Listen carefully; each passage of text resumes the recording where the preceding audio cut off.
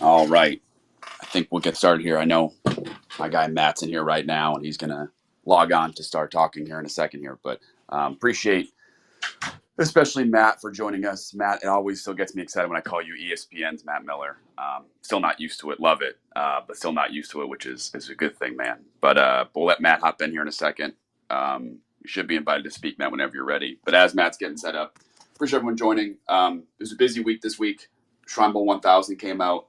Shrine Bowl 1000 sounds like a lot of names. It is a lot of names. It's also incredibly, definitely more difficult than people realize on how to narrow this list down. And a large part is because all these guys are eligible to stay in school because of COVID. So really, it's kind of like a double draft in terms of who's eligible the last 2 years, and it will continue to be for at least one more year. So we expect probably 300-400 of these guys that are on the Shrine 1000 to go back to school for another year, even though they're all-star game eligible. But really big shout out to, I mentioned Tracking Football and Sports Source Analytics, our two partners who help us kind of build our board. If you don't know who those guys are, you should, if you're a scout and want to learn, or if you're in a college personnel department especially, really should hit up Tracking Football and Sports Source and use the resources they have. And also a shout out to our staff. Some of our guys, Owen and Riley, at the top of the spaces, are on the Shrine Bowl scouting team. Many more. Shane Coughlin, director of college scouting. David Wells, Joey Talarico, Noah Chang, Quentin Smith. I'm forgetting some people as well too on our staff, as well as guys like Scott McLuhan and Greg Gabriel on our board as well too. So appreciate those guys for all the help on Shrine Bowl 1000. As Matt's getting set up here, and Matt, if you can hear me, you should have got an invite to speak in your DMs probably to start talking. I'll get started. I'm going to ask Matt a little bit about where his summer scouting goes. But for us and our process, and actually Owen and Riley, if you guys want to speak, you're more than welcome to as well. We've been started on the 2024 draft since January, February. And the last piece in the Shrine 1000 I'll mention is that everyone out there who is scouting and watching players, I hope the Shrine Bowl 1000 can help you and help the industry in terms of kind of narrowing that list a little bit. And really, you shouldn't be looking at anyone else's grades when you're watching players. But hey, if I'm going to go watch Texas Tech, who do I need to be focused on? Who should I be watching by position? It can really help, I think, people kind of start their NFL draft prep. And, when Blessed Over NFS comes out, they have, hopefully no one in the media, those don't get out too often. But when the NFL teams get them, they are 1,000, 1,500 names on there. And hopefully this list is kind of the same way too. So we hope that you guys can use this list to start kind of your summer scouting and start for the season as well too. Let me see if I can get Matt set up here. There we go. I haven't used Spaces in a while either, Matt, so I appreciate it. But before Matt comes on, does anybody have any questions on?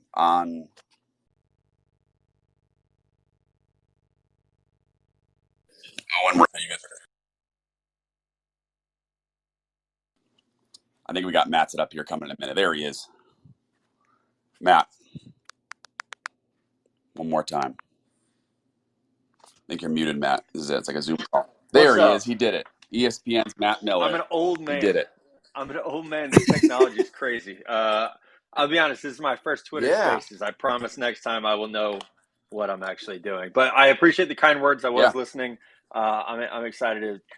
You're taking my first in my Twitter Spaces. So it's great that it's you, someone I've known and been friends with for like 12 years. So I appreciate well, let's dive in, man, because I was talking about the Shrine Bowl 1000 and summer scouting. I'm curious because you obviously doing a lot of stuff, NFL analysis year round. You're causing trouble in the running back market. But you're also doing draft stuff year round as well. And then obviously your March and April is cramming for broadcast.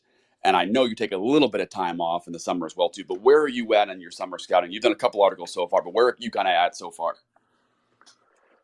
Yeah, so that's the crazy thing about, as my job has changed over the past few years, where I was at Bleacher Report and then did my own thing for a little bit of time. I could kind of do what I wanted, try to set my own schedule. ESPN is a much different animal because of the different things we're asked to do. So I would say since I moved to ESPN, there's, more pressure, maybe is the right word, to get it early, because, you do feel like, there's so many people that do such a great job covering the draft, but when you have those four letters behind your name, I think there's an expectation that you're a thought leader, that you're out in front on things. So I at least put that pressure on myself. So I'm further ahead now than I think I've ever been in the middle of July on watching players. Now, for me, that means, and I know a lot of people get frustrated with this. I see your tweets about it, but when I'm on a podcast or TV or writing, people care a lot about Caleb Williams and Marvin Harrison right now. They care about Drake May. So I really start at the top and work my way down. Whereas when I was at Bleacher Report, I would start with a list like the Shrine Bowl 1000, and I would look at those seniors and say, okay, here's a starting point. Because when I was there, I didn't want to waste time or resources on a player who was going to go back to college. So I really focused first on seniors. That has really flipped the last 3 years because, it's funny, until April, you really talk about the same 25, 30 guys because Yeah. that's who the casual football fan, the casual draft fan, they want to know about the quarterbacks. They want to know about guys in the Heisman race. We're not digging into day 3 centers on NFL Live a Yeah. whole lot. So it's really, you want to have great knowledge about, and you and I have talked about this a lot. You want to have a lot of knowledge about the guys in the top 50 until like March when you start cramming for day 3. Well, I know your focus is going to be on the Marvin Harrisons, top players, working some Cowboys talk, working some LeBron talk. You got to do that stuff to get on there. No, but let's Right. start with quarterbacks. I think that's always a fun point of view. And this is, we had the Trevor Lawrence draft was 2 years ago now, and that was a really top heavy class. And this past year ended up kind of getting there with CJ's emergence and Bryce's emergence, and then we had Anthony Richardson out of nowhere this year. But this draft class, at least in my opinion, is a very deep quarterback class. We'll save that for another time. But at the top, we've got Caleb Williams and Drake May, different personalities, a little bit different play styles, certainly different backgrounds. Where do you stand on those two guys? Because I think we're going to hear this. You're going to talk about it on ESPN ad nauseum. But actually, I think it's a fascinating discussion for a lot of reasons. Where do you stand on these guys, all things considered, between Caleb and Drake? Yeah, so I have Caleb first, and it's always with the caveat that he's played a year and a half of football, and Drake's played 1 year. A lot can change. A lot should change. Our evaluation is fluid. As we learn more, as they play more, it should change. But what I've seen in the year and a half from Caleb Williams is jaw dropping to me, and I hate making the big boy comparisons to like Patrick Mahomes and stuff, but gosh, you watch him play, and it's like I don't know who else does these things. His ability to move to make the play happen, but to still be on time, to still play with structure and good mechanics, but kind of has that Mahomes ability to do things off platform that are just rare, and to do it at 6'1", 215 pounds. We're not talking about Kyler Murray, who was very undersized and was able to do some of these things. Like Caleb's big enough to play from within the pocket. Drake, I just want to see him be more consistent with ball placement, a little faster in his decision making. But I mean, we're talking prototype athleticism and arm strength. I think he's very well coached mechanically. He's pretty special. I've heard a lot of Justin Herbert comps. I actually think that the one I will probably put out first would be Trevor Lawrence, just because of, Justin didn't run in college, as we all remember, and it frustrated all of us that he didn't do it. And Drake is going to move around, so it's more maybe a mix of. I remember Trevor Lawrence running at Chase Young when Clemson played Ohio State, and you're like, oh man, this guy is dual threat through and through. And I think Drake May is much more dual threat than a lot of people have probably seen flashes of him and thought, oh, okay, he's a pocket passer, but that's really not his game. Not just his game. I think in any year, those guys would be the first overall pick. Basically, maybe outside of Lawrence's year, I think he was kind of that way too. But hey, this is a perfect segue. I actually have an article coming out in a couple of weeks, and I went back to 2018 and I restacked all the quarterbacks. So I will have that answer. Wow, what a shortly. tease! What a tease! He's still got it, guys. He's still got the journalism tease despite the tease. That's awesome. I don't know where he stands. I haven't thought about that in a while. I'm actually curious to read your article because I got to go back and see our internal grades, but those two guys would be special as well. So the other question, because I think those two guys will go 1-2, there's a chance that Olu Fashanu or Marvin Harrison Jr. get the 2 as well, only because teams might, not feel the need to trade back, or those guys are also special. But I heard a lot of debates and talking with scouts around the league too about like who that third quarterback is, because we saw last year the first 2 quarterbacks went 1-2, and the third guy wasn't too far behind. And I think we'll see 4 or 5 teams still need quarterbacks at the top of this year's draft as well. So that third quarterback, unless it's a huge drop off, which I doubt, they're going to go top 5, top 10. Who's that third quarterback at least coming into the year for you right now? I think I know who it is. I hope it's Quinn Yeah. Ewers. That's who Oh, I right. hope Yeah. it is. Being at the Alabama game last year in Austin and watch what he did before he got hurt. I mean, that was the first round quarterback in Yep. my opinion. Now he didn't live up to that all year long. There was some, obviously the injury, robbed him of a month, and that at 20 years old or 19 years old, that's a lot of development time for a guy who had really not played a lot of football up to that point. So I think on potential, I would say Quinn has the ability to get to that next level. I'm very excited to see how he looks in year two with Sark. They're loaded up with weapons at Texas. I've looked at the Shrine 100 or 1000. Excuse me. There's a lot of Yeah. Longhorns on there. So I think Quinn has the most ability to get there. But I tweeted this a couple weeks ago. JJ McCarthy at Michigan, I did not expect to be a fan of his, but I really, really was.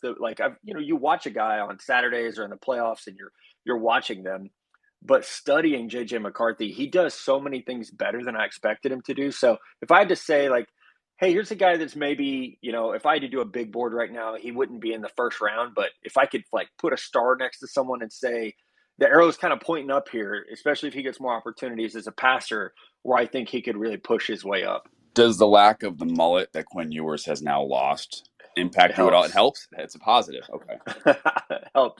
Helps. He needs to grow a mustache, Yeah. but I think we'll get there. He is still like 20 years Yeah. old, so we'll probably get there. But I actually liked I don't remember if it was Bruce Feldman who wrote the article about cutting the mullet was a sign of him growing up, and he's still 20 years old. I mean, Yeah. he's so young, but I think even sometimes when it's something visual like that, just showing that you get it, that you got to grow up a little bit. That's a really good sign. Yeah. I'll say I'm a big fan of J.D. McCarthy. I think he's incredibly talented.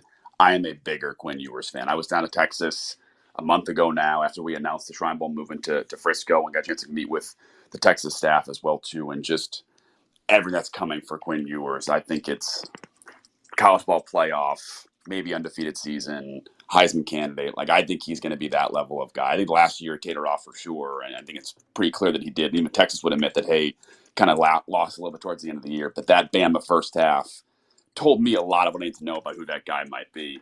I mentioned Marvin Harrison. I think Harrison, Olufashanu, and anything else that's in that kind of same tier of elite level top 5 prospects, no matter what draft class. I think those are the two guys that jump out.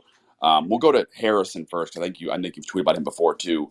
I know Yeah, you have the quarterback article about how they stacked in 2018, so I'm not going to ask you to go top of your head, but is Marvin Harrison at least the top of your mind like the best receiver prospect we've seen in the last 3-4 years? Better than guys like Drake London, Garrett Wilson, Chris Olave. You got Jamar Chase, Jalen Waddle, Henry Ruggs, Jerry Judy, C.D. Lamb. That's about it from the last 5 years. Is he the top guy on that list, or maybe the top guy? I think so. And like, obviously Justin Jefferson has become, Right. arguably the best wide receiver in the NFL. He wasn't rated as such Yep. coming out, which is, an oversight on our part as evaluators. Jamar Chase not playing that last year. I think, he maybe could have pushed himself higher as a prospect, if not for that. But I think so. Harrison I just don't know what his flaw is right now. It's like you're 6'4", 205. You're running past dudes. You've got elite 50-50 skills. I mean, like, what does he not do well? And you watch him, and it's like, God, it's like AJ Green and Julio Jones were combined into a wide receiver, and it's just unfair at times. So, like, no, he doesn't have like the musculature of a Calvin Johnson or even Julio, but like he plays so beautifully. Like it's almost poetic, and it just looks so casual.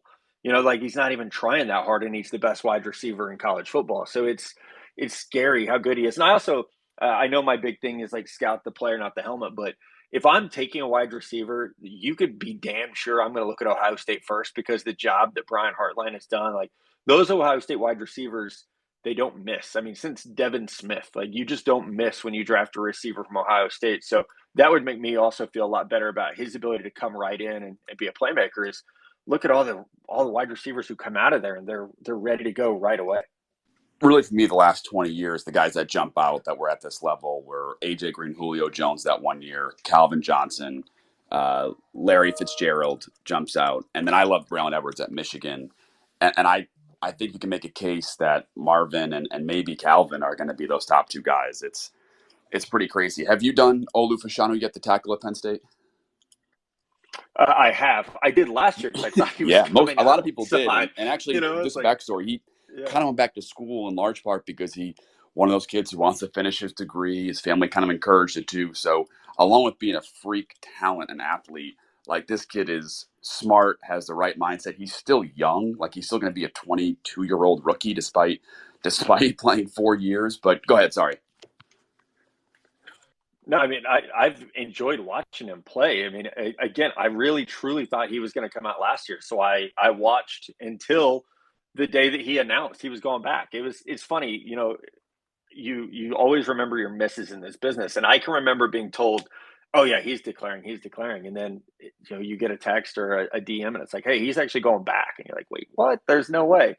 Because I think he would have been a top 5 pick. Does that feel fair to say? I know we have Yeah, the quarterback yeah, runs and stuff, but like a top 10 pick would have been, I think, a slam dunk. I mean, I would have said he would have gone before Paris yep. Johnson. So I think you mentioned, no, he's inexperienced at this point. He's 20 years old. There's some things he's got to clean up. I think especially, he gets a little bit beat up on twist and stunts and things like that, where he's just got to improve his awareness. But you can do that with reps and experience. But from a physical standpoint, there's not anything that he can't do. And I know we're gushing, and people are going to be listening to this like, how are there 4 players in this draft that you guys are saying are maybe the best in 5 years or 10 years? But I mean, he's up there with some of the best offensive tackles we've seen come out as well. So I think it's fair to get pretty excited If you're a about it. team that needs offensive tackles, this is going to be. I'm not sure how deep you've gotten yet, but I can tell you from our work so far, this is the strongest Yep. offensive tackle class I can remember in at least the last 3-4 years, just top of my head, very deep. And you've got guys like Olu. There'll be one or two more that end up going top 10, top 15. But I think it feels like, at least from my point of view right now, if you're doing a mock draft, in your top 5 should be Caleb, Drake, Olu Fashanu, Marvin Harrison, and then probably whatever quarterback you think is the third. Is just based on recent history. That's kind of your top 5. And we'll Yeah. again. I honestly, if you told me it was Drake May, Olu Fashanu, Caleb Williams 3, I don't think that's going to happen. But I can make the argument that maybe Drake over Caleb for some reasons, and then a team picking at 2 is, maybe a team that already has a quarterback, and they're like, it's the Texans or whatever, right? And they're saying we already got our quarterback, and we're going to get the best offensive lineman or best receiver. That definitely could happen. But I think those guys are that And talented. this might be the year you don't Yeah. trade out. Every year we're like, oh, if you have a quarterback, you trade out. We saw it last year with the Bears. This might be the year where you say, hey, Marvin Harrison's good enough that we don't trade out. Yep. And if you're like, I know all the predictions right now, the Arizona Cardinals are going to have 2 pretty early picks. That's going to be a fun conversation for them of, do you move on from Kyler Murray because of a Caleb Williams or Drake May, who are like presidential, to steal a Reddit term I saw once and loved, a presidential prospect. You take one of those guys and grab Marvin Harrison and say, okay, we're set, like we're good to go. So it's, as much as, like the last couple of drafts have been quote unquote boring, this one's setting up to be really exciting from a player standpoint, like the prospects who will be in this draft, but also from a team building dynamic of, there's going to be some really tough decisions made at the top. I to your point, I think if you're moving out of the top 2 or 3 picks because you have a quarterback, you don't want to go below 4. I think that's how special these guys are. And I think Yeah. that what the Falcons traded, like, I think 2 firsts and then some for Julio back when, and that was a terrible trade for the other team because Julio's that good. Like, I don't know, if I'm losing Marvin Harrison to the next guy, it's a good receiver group overall, but I'm not moving on from those guys unless I'm getting 3 firsts or just no, I'll stay and make the pick. You did an Yeah. article maybe a couple weeks ago now, maybe a week ago now, I don't remember, about kind of debating the top guys in each position. So we've done that for quarterback, but don't go through the whole article. It's on Matt's timeline. It's on ESPN, kind of debating the top guys, which is, I think, a great way to start the year off. Like, hey, who are the guys at the top, and what are those 2 debates? So you made the case for both guys at the top. What was the hardest debate outside of quarterback for you on those top 2 positions? Was it offensive tackle, offensive line somewhere? Was it, I think you had Kool-Aid Minstry and Caleb King, which is a good debate as well. Anybody jump out there that was maybe the hardest to really pick between those 2 guys for you? Oh my gosh, they were all really Right. tough. I think pass rusher might have been one of the Yeah. hardest things, because you have Dallas Turner, who I'm expecting huge things from him this year. You have guys like Jared Verse, who went back to Florida State, another surprise pick. So I think pass rusher was probably one of the hardest And obviously, like it's my opinion, but I'm also trying to talk to scouts and get their opinion, to tie that in and kind of present that to people who maybe don't have access to dialing up the general manager and saying, hey, what is your early read on these guys? But offensive tackle was tough. Joe Alt is a stud at Notre Dame. If you haven't watched him play yet, he's exciting. His dad was a heck of a player back in the day. But I know you said earlier, this is such a deep tackle draft. I think I could have taken 5 or 6 offensive tackles and said, like, okay, they're all chasing Olu, but Joe Alt, J.C. Latham. I'm a huge Patrick Paul fan at Yep. Houston. There's Amarius Mims at Georgia. It's such a good tackle class where you could really have a good time really breaking down and debating those guys. Someone listening to this should definitely take that article idea and run with it because I would read it. Like, I think that'd be a lot Yeah, of there's a fun. couple guys you didn't mention there that I'll kind of keep in my back pocket just in case. I don't know who's listening, Matt. So I'll keep those in my back pocket. Text me There you go. after. It's Yeah, easy. I'd appreciate that. Yeah. So I don't want to keep Matt too long. We got about 3-4 minutes left. I got one more question for Matt generally, but if you have any quick questions you want to chime in, you guys can ask to speak here. We'll take hopefully 1 or 2. I don't want to keep Matt here too long. But last one for you, Matt. I guess just generally, you've tweeted about a few guys. You're still early on. We've talked about a lot of these top guys. Who are the guys that have jumped out that you were like surprised how much you liked, or like I hadn't heard of that guy, or man, he stayed in school. I didn't watch him enough last year, and now he's like, who's the guy that's popped out, or 1 or 2 guys that have popped out and said like, this might be my guy for this draft cycle. Yeah, so here's an interesting one. Mason Smith, who will Yeah, be a junior this year at LSU, defensive tackle. And, his freshman year, he was amazing. And then he missed almost all of last season, kind of had a freak injury celebrating. But I think he's going to come back this year and be, a linchpin for a very, very good defense. A lot of folks will go to their underclassman pass rusher, Harold Perkins, but Mason Smith looks like he could be that dude that climbs into the top 10 as a defensive tackle. So, if I had to put, like an early stamp on a guy who's not a quarterback or not a wide receiver, he's the one that I'm really, really excited to see what he can turn into. Really a full year off an ACL injury. He should be in really good shape, ready it to was a go. bummer when he was out last year because they had Jaquelin Roy next to him, who was draft pick. I think a different world could have been a 3rd, 4th round pick, but I think those 2 guys together would have been an unbelievable duo, and they've always been known for their defensive linemen. So I think it's a great pick as well. Let's add. We got Mike here. Wants a quick question. Mike, whenever you're ready, go ahead and ask your question for Matt and I, man. Go ahead, Mike. Hey, I wanted to hear what your guys' thoughts were and maybe a player comp. I think one of the more unique prospects I can remember in a while will be draft eligible next year in Brock Bowers. Where do you see him going in the draft, and who would you compare him to for an NFL comp? George Kittle is my comp for him, and I know there's a size difference. It will get talked about way too much that Brock Bowers is not very big. I think he's 6'4", 230. He might be heavier than that this year, but that's what he was listed at last year. But they're handing this dude the ball in the backfield. His run after catch is amazing. The tenacity is fantastic. So I'll go Kittle, Eric. I don't know if you do player comps or not. We do. I think Kittle's a good one, although I think Kittle's a little bit bigger as well too. I just think that almost like a corner and receiver, we got to kind of disregard weight, even just 5-6 years ago. We've had guys like Gerald Everett, Chig Okongwu played in the Shrine Bowl a couple years ago. Who have, Irv Smith is a little bit lighter. He's an NFL starting tight end. We've had a lot of these lighter guys kind of become there. Mm-hmm. I think Brock is going to be a little bit like a Gesicki, where they're going to want to move him in space so much. He'll kind of be a receiver early on, but I think he is, if not a quarterback going 5th, I think Brock could be the 5th overall pick, right? That top 5 with Olu and Marvin Harrison, the 2 quarterbacks. But yeah, I think he's that special. Do you see any Aaron Hernandez in his game? I don't touch that one. That's not just between the lines. Yeah, you could see that. I think he's a little more dynamic and physical in the scene. Aaron was so good on the perimeter in space, almost like a slot receiver, H-back, who can also do some inline stuff. So I think it's a fair comparison. I think Brock can be a little more vertical, seam stretching, win against tight ends and safeties, hitting him better than Aaron did back then too. But yeah, let's find a new Aaron Hernandez comparison moving forward. So. Right. Cool. Thanks, Mike. Appreciate you guys' feedback. Thanks, man. Let's do. We got Kyron. We'll do 2 more, Matt. Is that cool? You got time? Cool. That's cool. Yeah, I got time. Kyron, what's up, buddy? You're up. Yeah. So with the whole running back discussion that's been going on.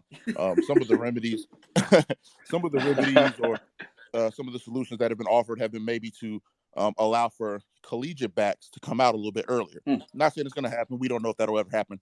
But if it was a situation where underclassmen were eligible, is there anybody from this previous class or maybe this class coming up that you think would be NFL ready and be able to be maybe step into the starting role into some capacity? Yeah, I think Bijan Robinson he would have been ready early. I remember watching his high school tape and thinking he was ready then, but he's probably the only one. I think it takes a special player to be able to come in and absorb that type of workload and that type of punishment. I mean, we see 24, 25, 26-year-old running backs struggle with the workload and the punishment. So, I'm sympathetic to the plight of running backs right now. I wish there was a better system in place for them. I have a hard time imagining the NFL allowing one position group any type of special circumstances, especially when you have a CBA that runs for 7 more years. I know people don't want to hear that. Like, they want to hear the ideas, the solutions, instead of the guy who says, well, the NFL is not really going to do that, because then what if safety say, hey, we're underpaid too? Or what if, it's such a slippery slope to show any type of favoritism or allow one position group to have a different set of rules. But I agree. There's would love to see these guys get paid. Unfortunately, the economics are just set up right now to where teams are not incentivized to pay them. I think the answer, which I've actually advocated for to certain people, is stop making position. Really, when the tight end issue happened with Jimmy Graham being a receiver, not a tight end. I think it was Jimmy Graham, right? Like, we should it should be quarterback, skill, O-line, D-line, or defensive front seven, and DB as the franchise tag. I think would solve a lot of problems, because I think it just gets confusing, because now you're going to have Jahmyr Gibbs in 4 years saying, well, I do a lot of slot receiver snaps, so I should be, it's just going to create a headache. So I think that'll be fixed in the next one. Micah Parsons, exactly. Are you a D end or a linebacker? I think that's a really good solution. Yeah. Unfortunately, that's 7 years away from anyone even considering it. And then to answer your question, I think one aspect about running backs that my other take is that I think teams have zagged too far, and I think the running back position actually has been undervalued. I think what Saquon Barkley was asking for example, is the same contract, maybe a little bit more than Michael Gallup just got, right? So and it's obviously Barkley's better, but very similar guarantee, all that stuff. So I think teams have kind of overcorrected. I think we'll see a little version back there too. But to answer your question, one of the hardest things for college running backs to adapt to the NFL with and be successful at a high level early on is vision. And that's just takes some time. And I think you mentioned Bijan, he kind of had that as a freshman.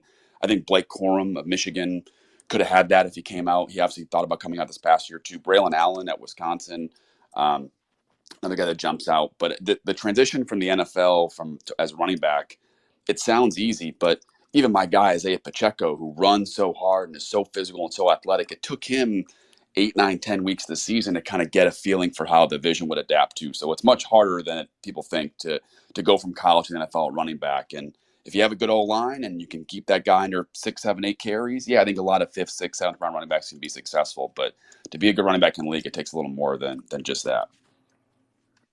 Yep. Awesome. We'll do one more. We'll get you out of here. Let's do. We'll go with Devon. Devon, go ahead, buddy. What's your question, man? You're on mute, buddy. Hey, you guys hear me? Yes, sir. Hey, thanks, man. Big fan, Matt Miller. Hey, wanted to see you guys' thoughts on JT Tuimoloau from Ohio State. He came out. He was the best player in the high school draft class, from Ohio State. Just wanted to think how high you think he can go in the draft this year, and what are your NFL comparisons? Have you done JT yet, Matt? Yeah, I'm excited. Good. I have a little bit. Obviously, there were moments last year where you thought, here it is. Here's the next great Ohio State pass rusher. And I think the Penn State game is the kind of the showcase game where, he was put in some good situations. Zach Harrison, did a great job kind of being a decoy at times that game. But against Iowa, he was really impressive as well. I haven't figured out a player comp on him yet. I try to let those be organic. Also, I try to do those as close to as possible for when a player is done playing, because things can change. But I know I'm excited about the fact that, he's a grown man, 270 plus pounds, and that power shows up in his game. So I'm excited to see, him put it all together this year and become that, maybe not one of the Boses or maybe not a Chase Young, but I think we could be talking about him as a potential top 15 pick. Definitely that athletic.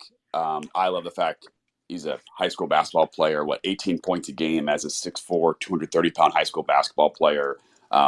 Just an incredible, 5-star athlete, but a really dynamic player that I think is still kind of figuring out what his role is going to be. They play him at a whole bunch of spots. They play him at 3-tech. They'll play him at stand-up edge, everywhere in between. They kind of do something they did with the Boses back then as well, too. So I think, I agree with Matt. I think a player comp, we'll see where he's playing this year and kind of where they because this is, I think Ohio State probably pretty clear it's going to be his last year most likely in college.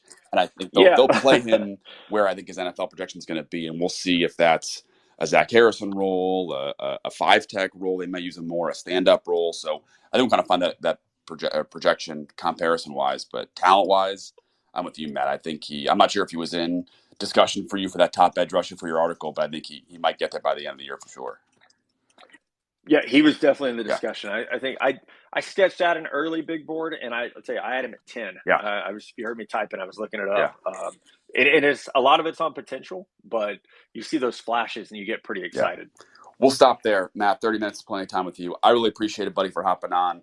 Thanks everyone who listened and asked any questions too. I appreciate that. We didn't get to a couple questions. I apologize, but appreciate you guys coming on. Follow Matt's work at ESPN. He's tweeting out all the articles he's doing. He's got that quarterback article coming next week, Matt.